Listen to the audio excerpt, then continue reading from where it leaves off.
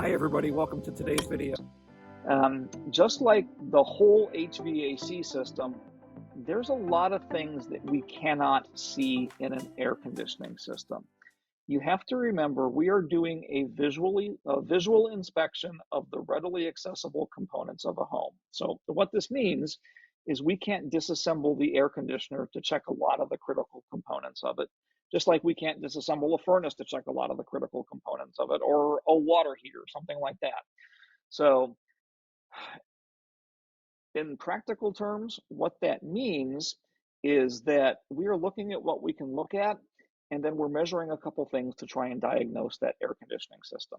The primary thing that we measure to see whether that system is working the way it is supposed to be working is actually the temperature split across it.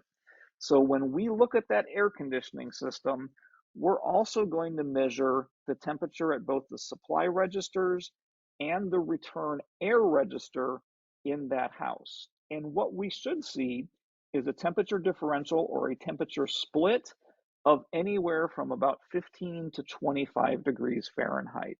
So if we see that that air conditioner is cooling down the air in that house by about 15 to 25 degrees, that generally indicates that it's working properly.